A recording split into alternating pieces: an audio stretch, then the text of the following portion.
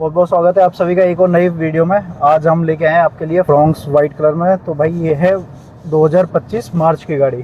तो ये चलिए भाई अभी 2221 किलोमीटर। तो अब करते हैं इसका रिव्यू, कैसी गाड़ी है, कैसा फीडबैक है, नेगेटिव पॉजिटिव सारी चीज़ें हम डिस्कस करेंगे इस वीडियो में। और आपको वीडियो के एंड में पता चलेगा कि भाई ये गाड़ी आपके लिए है या नहीं, मतलब ये गाड़ी आपको लेनी चाहिए नहीं लेनी चाहिए। तो स्टार्ट करते हैं। भैया बैठे हैं हमारे गाड़ी के ओनर। तो भैया आपका बहुत बहुत स्वागत है वीडियो में। तो सबसे पहले भैया आप थोड़ा सा अपने आप को इंट्रोड्यूस करा दो हमारे व्यूअर्स के साथ। देखिए, अभी मैंने फ्रोंक्स परचेज़ की थी और तब ये गाड़ी अप्रॉक्स 9,30,000 के आसपास थी और 9.5 के आसपास ये मेरे को गाड़ी कंप्लीट पड़ी है, जिसमें कि भी मेरे सीट कवर रह गए हैं जो कि मैंने नहीं डलवाए, क्योंकि यदि सीट कवर हम डलवा लेते हैं तो गाड़ी की सीटिंग का कंप्लीट जो रिलैक्स आपको मिलने वाला होता है वो नहीं मिलता। बिल्कुल, ये बात तो सही है। दूसरी चीज़ क्या है, 1200 सीसी का इंजन है।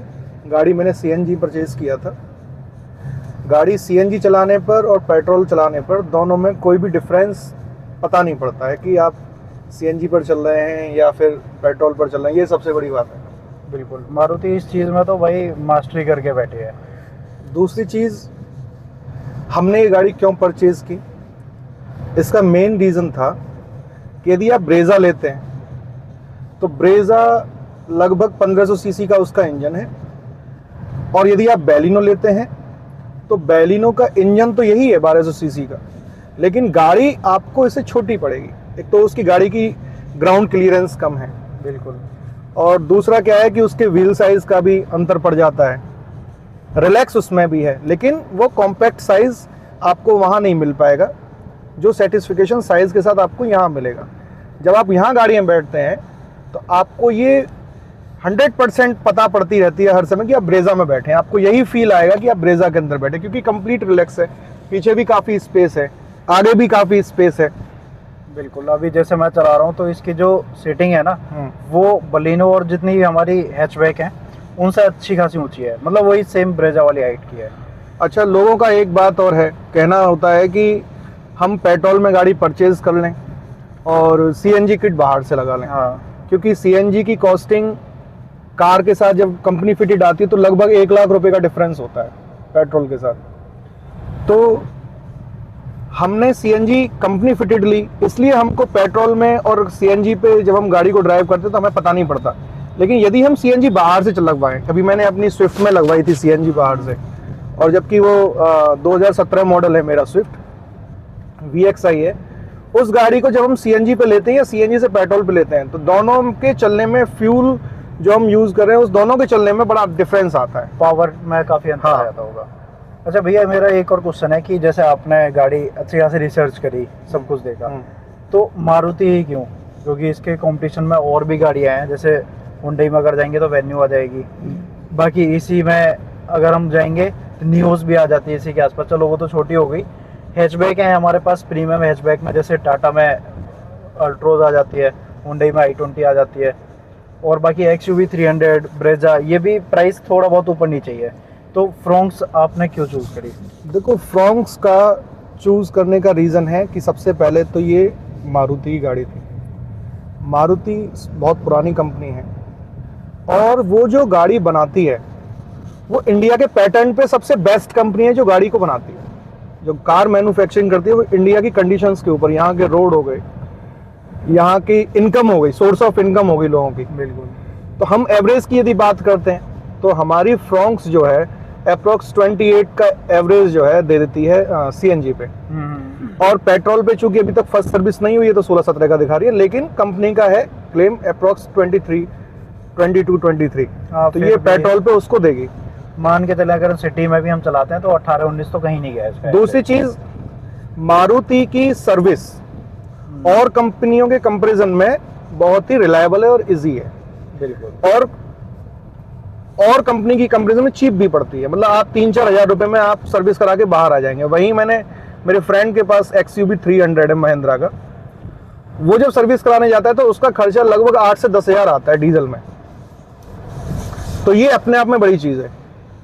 तो हम लोग सर्विस के एंड पे भी अपना प्रॉफिट देख सकते हैं, माइलेज के एंड पे भी प्रॉफिट देख सकते हैं। दूसरी चीज़, ऐसा नहीं है कि आपकी गाड़ी में कोई छोटी मोटी कमी आ जाए तो आपको डायरेक्ट सर्विस सेंटर जाना है। बिल्कुल। आपकी ये गाड़ी ऑन रोड खड़े हुए किसी भी मिस्त्री के साथ छोटी मोटी आप दिक्कतें वहां दूर करा सकते हैं। स्पेयर पार्ट तो स्पेयर पार्ट्स भी आपके कहीं भी किसी भी दुकान पर मिल जाते हैं। बिल्कुल बिल्कुल। इसी बेसिस पे ये जितनी सारी चीजें हैं, कस्टमर सेटिस्फेक्शन, मारुति ने 55% मार्केट पे अपना कब्जा किया हुआ है। बिल्कुल, और ये बढ़ेगा। मतलब सोचो इंडिया में जितनी गाड़ियां बिकती हैं उसमें 55% मारुति की बिकती है, बाकी 45% में सारी कंपनियां हैं। अब देखो ना, ब्रेजा का जो रेट है सीएनजी में मार्च 25 में 12,30,000 रुपए की पड़ रही थी। हाँ, जब हम उसमें म्यूजिक सिस्टम वगैरह सारा अपग्रेड करा के लेते हैं तो 12,30,000 रुपए की पड़ रही थी, है ना। हमारी बुलेट का खर्चा है, बुलेट चलाने वाले, बुलेट का शौक होता है लोगों को, सीएनजी और बाइक दोनों मतलब बराबर है। बुलेट का शौक होता है लोगों को, है ना। 35 का एवरेज देती है वो, और आपकी गाड़ी ये जो है 30 का एवरेज दे रही है सीएनजी में, तो आप इसको एज ए बुलेट यूज कर रहे हैं। बिल्कुल बिल्कुल। ये गाड़ी की तरह सीएनजी गाड़ियां जो है ना, एक तरीके से आप मान के चलो ये आपका डेली ड्राइव व्हीकल है, और ये गाड़ी नहीं से एक तरीके से बाइक वाली कॉस्ट में। और गाड़ी की विड्थ भी इतनी ज्यादा नहीं है कि आप इसको मार्केट में ले जाने से बचें, सिटी के लिए परफेक्ट गाड़ी है। इस तरीके से जो है मेरे को लगता है कि काफी चीप है और काफी इसका मेंटेनेंस काफी अच्छा है। अच्छा, एक क्वेश्चन और, जैसे आपने सीएनजी कंसीडर करी, तो आने वाला टाइम तो ईवी का है, ईवी में भी 10-12 लाख रुपए में अच्छी गाड़ियां आ रही हैं, तो उसको आपने एक बार देखा, चेक वगैरह किया था, या फिर कि ये था कि मेरे को सीएनजी ही चाहिए? देखो, ईवी में अभी कॉस्टिंग बहुत आ रही है कार की। यदि हम एमजी की लें, हाँ, है ना, दूसरा अभी टाटा की गाड़ियां लें, जैसे तो टाटा टियागो टाटा- है, वो 10 लाख रुपए की है टियागो, लॉन्ग रेंज वाली, वो शायद 11 के आसपास पड़ती है, और जो कि 300 किलोमीटर कंपनी क्लेम करती है, 280-250 लोग रियल लाइफ में निकालते हैं। अभी लोगों को मार्केट में कॉन्फिडेंस नहीं आ रहा बैटरी बाइक, बैटरी की कार पर, इलेक्ट्रिक कार पर अभी लोगों को कॉन्फिडेंस नहीं आ रहा है। कॉन्फिडेंस कैसे? किलोमीटर वाली टेंशन रहती है, या बैटरी कॉन्फिडेंस बैटरी का इशू रहता है, और सबसे बड़ी बात कि पूरी गाड़ी जो है वो इलेक्ट्रिकल और सॉफ्टवेयर बेसिस है। ये तो है ना। यदि आपकी कहीं गाड़ी को दिक्कत होगी तो आपकी बैटरी बेशक चार्ज रही है ना, लेकिन आपका जो है नॉर्मल मैकेनिक उसको नहीं खोलेगा। ये बात तो वो उससे बचने की कोशिश करेगा। मारुति में इस चीज में कहीं सोचना ही नहीं है ना। और अभी इस टाइम को आने में लगभग 5 से 10 साल लग जाएंगे। 5 साल तो एक नॉर्मल सिचुएशन आने में लगेंगे, और एक अच्छी सिचुएशन आने में, ईवी की सिचुएशन आने में लगभग 10 ईयर्स लगेंगे। अगर आप गाड़ी डेली चलाते हो, डेली आपको ऑफिस जाना है, आपको पता है कि सुबह मैं गाड़ी लेके यहाँ से निकलूंगा और शाम को मेरे को गाड़ी वापस घर पे लेके आनी है, घर पे चार्ज करनी है, तब तो उससे बेस्ट कुछ है नहीं।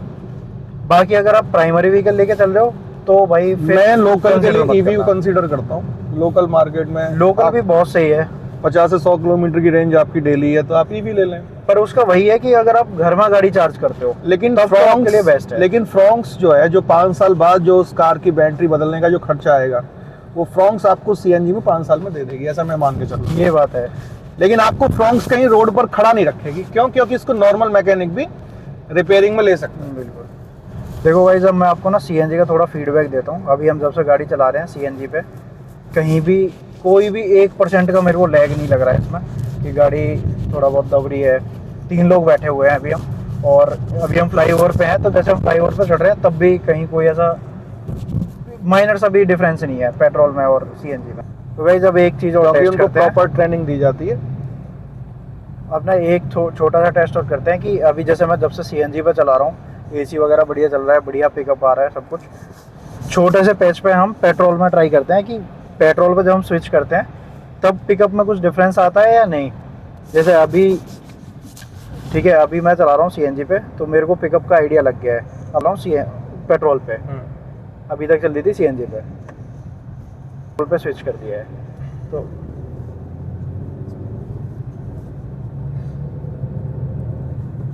देखो थोड़ा सा फर्क तो है, 19-20 का बहुत माइनर सा डिफरेंस है, ज़्यादा डिफरेंस नहीं है। ऐसा कोई डिफरेंस नहीं है कि जैसे अब मैंने सीएनजी में लगा दी, अब हम एक बार पिकअप चेक करेंगे। देखो अब मैंने सीएनजी में लगा के पिकअप चेक किया, गाड़ी हल्की सी दब गई, बहुत हल्की सी। और ये जो मैं बता रहा हूँ ना, पेट्रोल में जो आपको एक्स्ट्रा पिकअप मिला है, उसके डेली लाइफ में आपको कोई ज़रूरत नहीं पड़ेगी, क्योंकि सीएनजी में अच्छा खासा पिकअप है जो आपको डेली लाइफ में चाहिए। बम्पर टू बम्पर ट्रैफिक हो या हाईवे हो या आपको ओवरटेक करनी हो, तो मोर देन सफिशिएंट है आपका सीएनजी में जो पिकअप है। लेकिन आप पेट्रोल में कराते हो, पेट्रोल में थोड़ा सा जो पिकअप है वो थोड़ा सा ज़्यादा पंची हो जाता है कि आपने पैर पे ऐसे एक्सेलेरेशन प्रेस किया और हल्का सा झटका लग जाएगा, बस वो वाला डिफरेंस है। बाकी देखो अभी हम फ्लाईओवर पे ऊपर की तरफ चढ़ रहे हैं और सीएनजी पे गाड़ी चल रही है, बहुत सही पिकअप आ रहा है। मैंने ऐसे पैर रखा और गाड़ी एकदम बढ़िया क्रूज कर रही है दुनिया भाई कहीं से। तो इस प्राइस रेंज में बिल्कुल ले सकते हो, सेटिस्फैक्ट्री कस्टमर कह सकते हैं हमारे बिल्कुल, बिल्कुल। से। तो आपके पास जो ऐसे स्विफ्ट है भैया, वो कितने टाइम से है आपके पास? 2017 से स्विफ्ट VX आई है। और एक आपके पास मारुति की एक और गाड़ी है? हाँ, अल्टो। तो मतलब एक लंबे टाइम से आप मारुति के कस्टमर हो? हाँ, बीच में हुंडई भी मैंने सेंट्रो ली थी। तो हुंडई में जाके कैसा लगा, कुछ चेंजेस वगैरह आए थे आपको? टेक्निकली डिफरेंट, मैन्युफैक्चरली डिफरेंट, इश्यूज कुछ नहीं है वहाँ पर भी। लेकिन अब जो हुंडई की कार आ रही है वो काफी सॉफ्टवेयर बेसिस आ रही हैं। बिल्कुल, वो जैसे कि सारी आप गाड़ियां क्रेटा ले upgrade लें। हो गई हैं, कह सकते हैं। क्रेटा ले लें, हाँ, क्रेटा से यदि हम स्टार्ट करें तो काफी सॉफ्टवेयर बेसिस है। वो 12 लाख से हमारा हमको बेस मॉडल मिल जाता है पेट्रोल में, 11 लाख से 12 लाख से। एवरेज कम है, गाड़ी मजबूत है, एवरेज तो रिलैक्सेबल है, लेकिन हमें इसमें भी कंफर्ट कम नहीं आता। नहीं, कंफर्ट इसका भाई एक नंबर है ना? जो सीट है ना, वो सीट सच में बहुत ज्यादा कंफर्टेबल है। और बैक भी काफी साइज है, बैक का भी विड्थ काफी है। ये जो फैब्रिक और वाली है ना सिटिंग का जो है साइज उसका भी बहुत ज्यादा है। सीट है इसकी, आप इस पर लेदर वगैरह मत चढ़वाना, ये मेरा पर्सनल एक्सपीरियंस है। जी, जितना कंफर्ट इस पर फैब्रिक में आएगा वो लेदर में नहीं आएगा। आफ्टर मार्केट तो नहीं आएगा, बिल्कुल। कंपनी वाले जो लेदर सीट होती है वो उनका है अच्छा लगता है। टाटा में जो सीट है उनका जो सिटिंग विथ है, जो हम बैठे हुए हैं, थाई तो सपोर्ट उनका कम है, थाई सपोर्ट कम है, जिससे है। कि वह रिलैक्स कम हो जाता है। अच्छा, बिल्कुल। आगे वाली पे तो थाई सपोर्ट ज्यादा है, पीछे लेकिन वाली पीछे कम वाली है। पे तो बहुत ही कम है। बहुत क्यों? कम क्योंकि है। वो स्पेस देने के चक्कर में।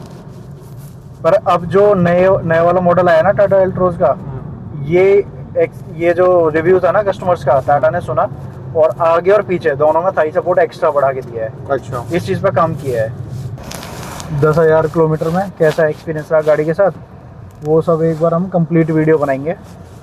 तो अभी वीडियो को रखते हैं यहाँ पर। और अगर आपने वीडियो यहाँ तक देखी है तो भाई आपका बहुत बहुत धन्यवाद। वीडियो अच्छी लगी हो तो लाइक करना, चैनल को सब्सक्राइब करना और ज़्यादा से ज़्यादा शेयर करना। ठीक है भैया, thank you so much video बनाने के लिए।